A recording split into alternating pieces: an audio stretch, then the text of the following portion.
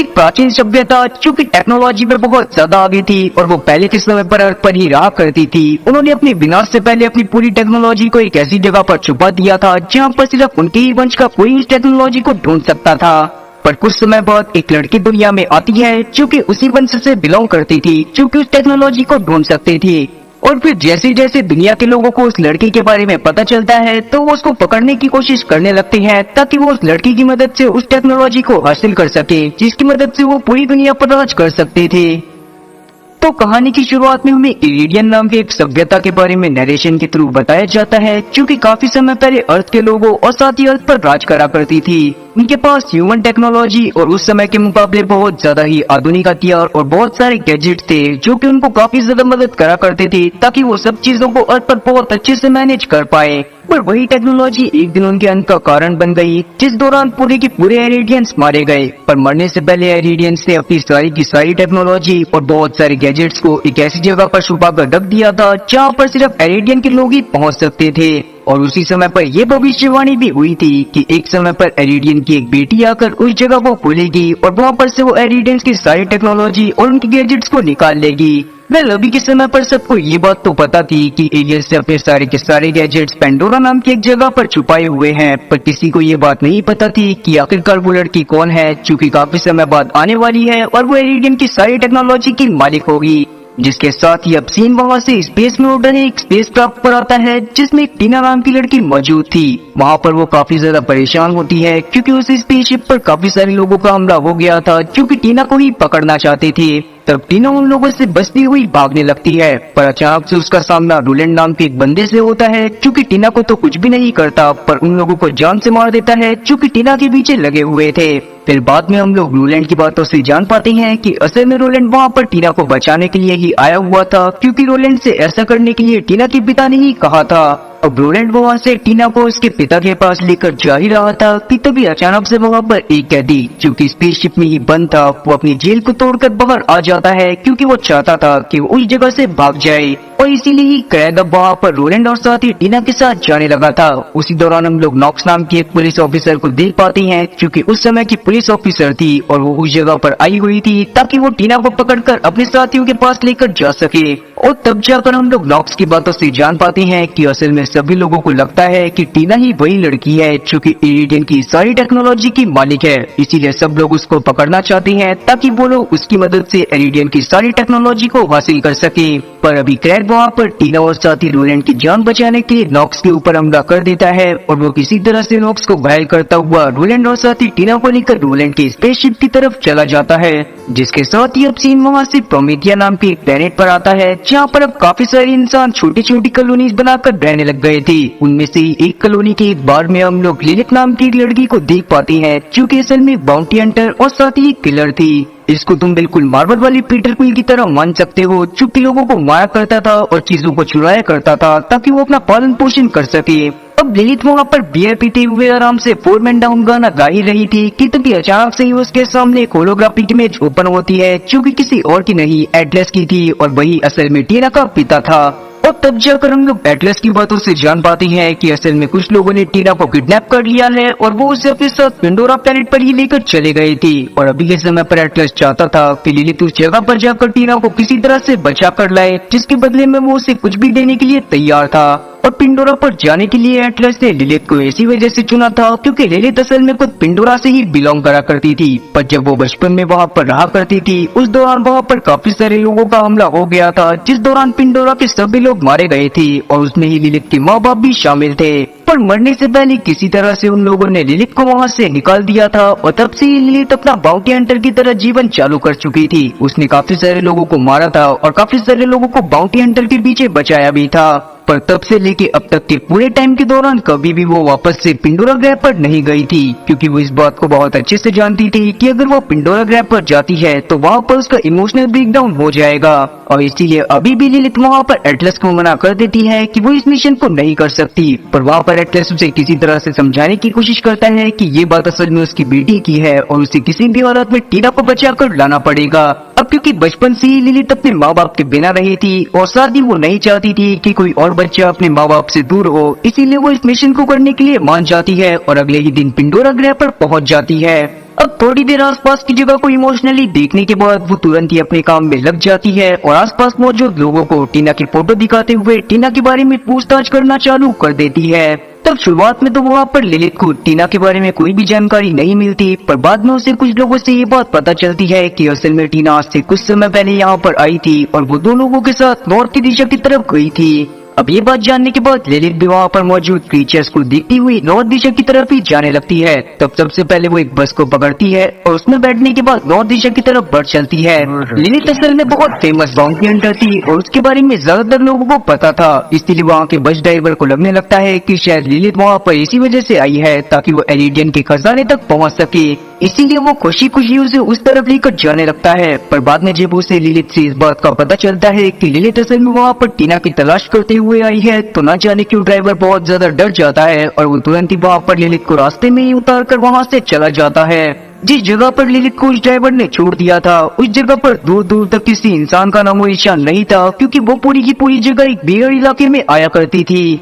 अब पिंडोरा पर आने की वजह से ललित वैसे ही बहुत ज्यादा परेशान थी और अब ड्राइवर ने उसे खाली रास्ते पर छोड़ दिया था और अब क्योंकि रात भी होने वाली थी, इसीलिए ललित सबसे पहले परेशान होती हुई एक स्क्रैप यार्ड के पास जाकर बैठ जाती है ताकि वो वहाँ पर अपनी रात को गुजार सके। तभी स्क्रैप यार्ड के आसपास उसे कुछ हलचल होते हुए दिखाई देती है और वहाँ पर उसके पास एक छोटा सा रोबोट आ जाता है, क्योंकि उससे बातें करते हुए ये जानना चाहता था कि आखिरकार ललित कौन है और वो इस जगह पर क्या करने के लिए आई हुई है। तब हम लोग रोबोट की बातों से ये बात भी जान पाते हैं कि असल में वो रोबोट काफी समय से उस जगह पर अकेले ही भटक रहा था और वो चाहता था कि कोई उसे वहाँ से ले जाए, इसीलिए वो ललित की मदद करने का डिसाइड करता है और वो उसे ऑफर करता है कि वो उसकी मदद करेगा और बदले में ललित उसे अपने साथ लेकर जाएगी। पहले तो ललित उस रोबोट से कोई भी बात नहीं करना चाहती थी क्योंकि उसका मूड बहुत ज्यादा खराब था, पर बाद में जब वो रोबोट की बातों को सुनती है तो कहीं ना कहीं उसे रोबोट में अपनी एक परछाई दिखने लगती है, क्योंकि वो भी काफी समय से अकेली थी। और यही सब सोचते हुए वो रोबोट की बात को मान जाती है और उसे टीना की फोटो दिखाती है। तब रोबोट टीना की फोटो को स्कैन करने के बाद बताता है कि असल में टीना अभी के समय पर कुछ माइल्स के पास रह रही है, जो कि पिंडोरा ग्रह पर ही मौजूद है। अब उस रोबोट के हिसाब से अगर वो लोग अभी के समय पर चलना चालू करते तो वो 132 दिन में उन माइंस के पास पहुंच जाती। अब इस बात को जानने के बाद ललित काफी ज्यादा परेशान हो जाती है और वो डिसाइड करती है कि वो उस बियर्ड इलाके में रहने वाले डाकुओं की गाड़ियों को चुराएगी।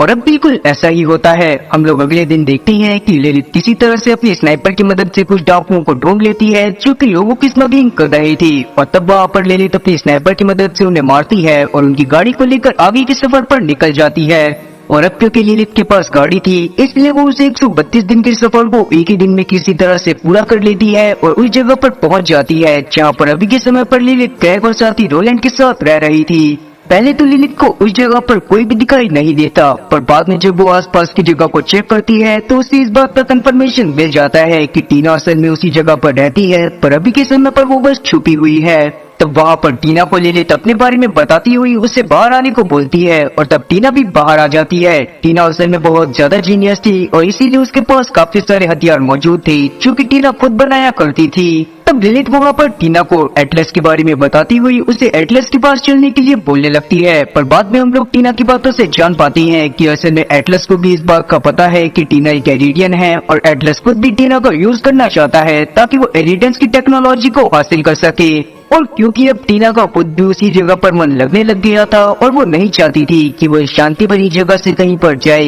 इसीलिए वो यहाँ से न जाने का फैसला करती है। इसीलिए टीना वहाँ पर एक छोटा सा ब्लास्ट करते हुए भागने की कोशिश करने लगती है। उस दौरान हम लोग देख पाते हैं कि ललित और साथ ही उसका रोबोट भी अब टीना का पीछा कर रहे थे, पर टीना की मदद करने के लिए इतने में वहाँ पर क्रैग पहुँच जाता है। और अब ये बात जानने के बाद कि ललित उस जगह पर से टीना को लेने के लिए आई हुई है और टीना उस जगह से नहीं जाना चाहती, क्रैग को बहुत ज्यादा गुस्सा आ जाता है और वो तुरंत ही ललित के ऊपर अटैक करना चालू कर देता है। तब ललित क्रैग को हराने की बहुत ज्यादा कोशिश कर रही थी, पर क्रैग असल में बहुत ज्यादा पावरफुल था क्योंकि ललित को इधर उधर उठाकर फेंकने लगता है। पर उसी दौरान वहाँ पर नॉक्स भी पहुँच जाती है जो कि अभी भी टीना के पीछे थी और वो खुद भी यहाँ पर टीना को लेने के लिए आई हुई थी। टीना क्योंकि थोड़ी सी बचकानी हुई थी इसलिए उसे ये देखकर बहुत ज्यादा अच्छा लगने लगता है कि लिलित और साथ ही नॉक्स दोनों ही आपस में लड़ाई कर रही हैं ताकि वो टीना की अटेंशन को पा सके और टीना उन दोनों में से किसी एक के साथ चली जाए। अब जब नॉक्स को इस बात का पता चलता है कि टीना को लिलित भी वहाँ पर लेने के लिए आई हुई है तो नॉक्स को बहुत ज्यादा गुस्सा आता है और वो तुरंत ही लिलित के ऊपर अटैक करना चालू कर देती है।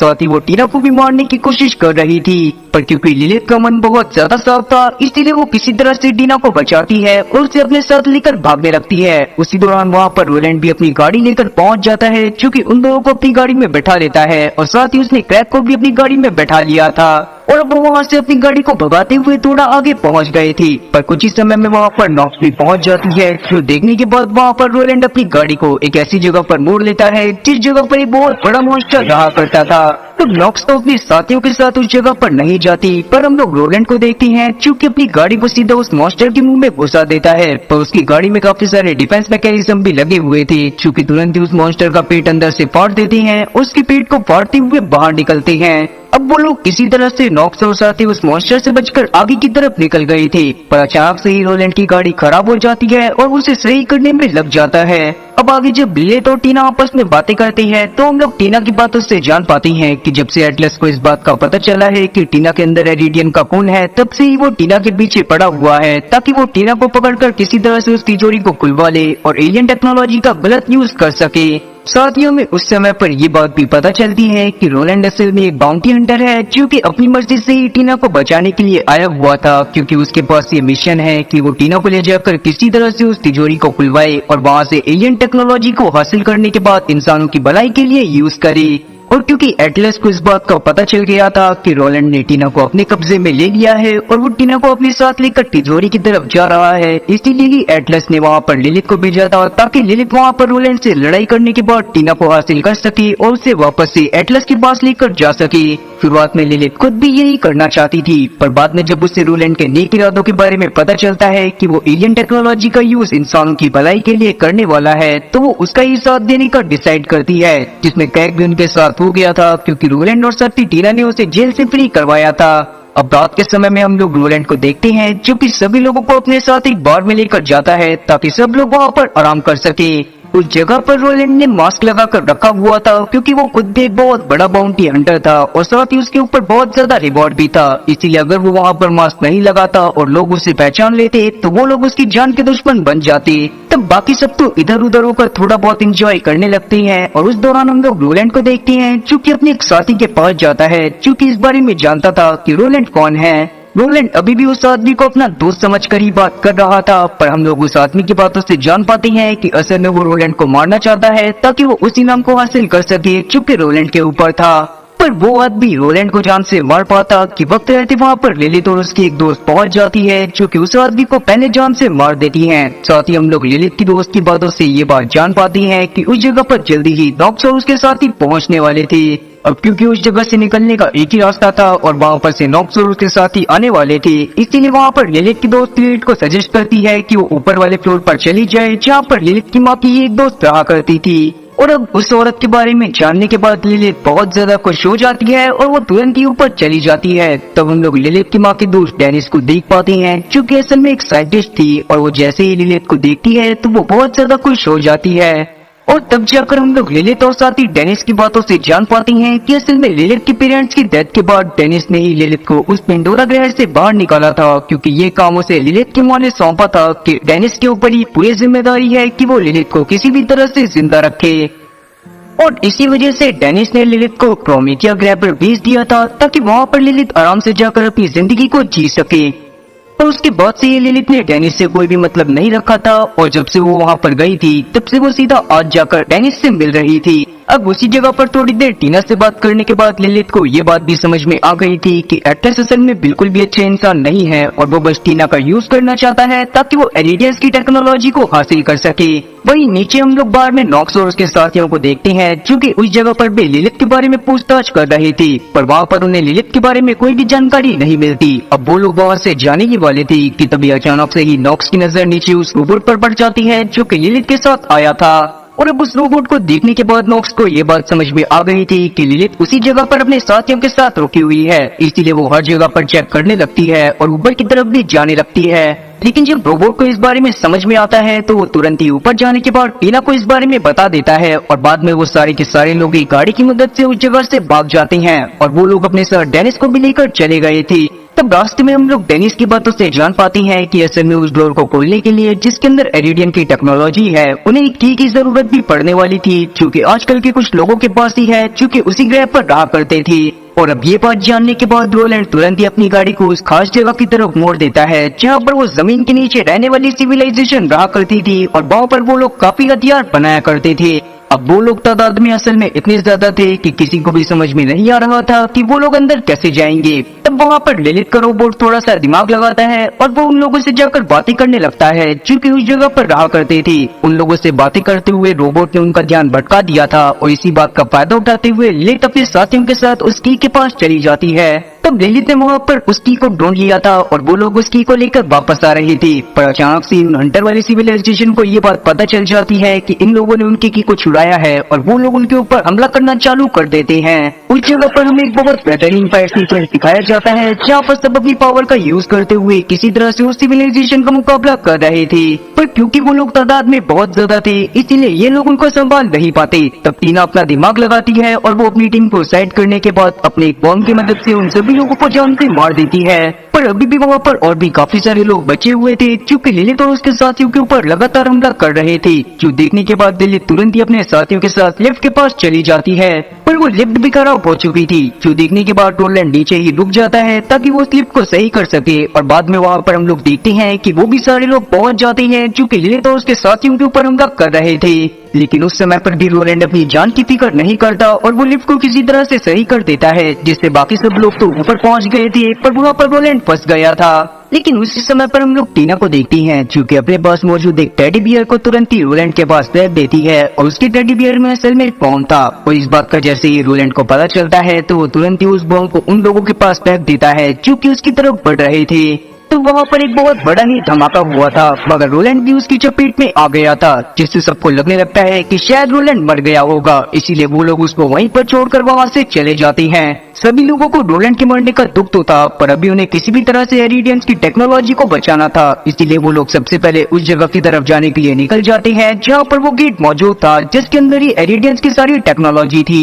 पर क्योंकि उस गेट की तरफ बढ़ते हुए इन लोगों को रात हो चुकी थी, इसीलिए वो लोग थोड़ा सा आराम करने के लिए एक जगह पर रुक जाते हैं, जहाँ पर जब लिलिथ और साथी डेनिस बातें करते हैं तो हम लोग डेनिस की बातों से जान पाते हैं कि असल में जब टीना वहाँ पर गेट को खोलने की कोशिश करेगी तो उसकी जान को भी खतरा होगा। तब लिलिथ को लगने लगता है कि शायद टीना को ये जोखिम अभी नहीं उठाना चाहिए, पर वहाँ पर डेनिस उसे समझाती है कि अगर टीना अभी ये जोखिम नहीं उठाएगी तो आगे चलकर कभी ना कभी उसे ये जोखिम उठाना ही पड़ेगा। और क्योंकि ये बात कहीं ना कहीं सच्चाई थी, इसलिए लिलिथ भी डेनिस की बात को मान जाती है। वहीं हम लोग रोलैंड को देखते हैं जो कि काफी सारे लोगों की लाशों के नीचे दबा हुआ था और तभी वो एकदम से उठता है और तुरंत ही उस जगह की तरफ जाने लगता है जहाँ पर उसके बाकी सारे साथी गए थे। वहीं हम लोग रात के समय में वापस से लिलिथ को देख पाती हैं जो कि उस डिवाइस को तोड़ देती है जो कि एटलस ने उसे दिया था ताकि वो लिलिथ की लोकेशन को ट्रैक कर सके। लेकिन जैसे ही लिलिथ ऐसा करती है वैसे ही लिलिथ के पास एक ड्रोन आता है जिसमें एक होलोग्राफिक इमेज बनती है जो कि एटलस की ही थी। तब एटलस वहाँ पर लिलिथ से बातें करना चाहता था, पर वहाँ पर लिलिथ उससे कोई भी बात नहीं करती और उसे उल्टा सीधा बोलकर ड्रोन को भी तोड़ देती है। उस समय पर टीना ने भी लिलिथ को एटलस से बातें करते हुए देख लिया था,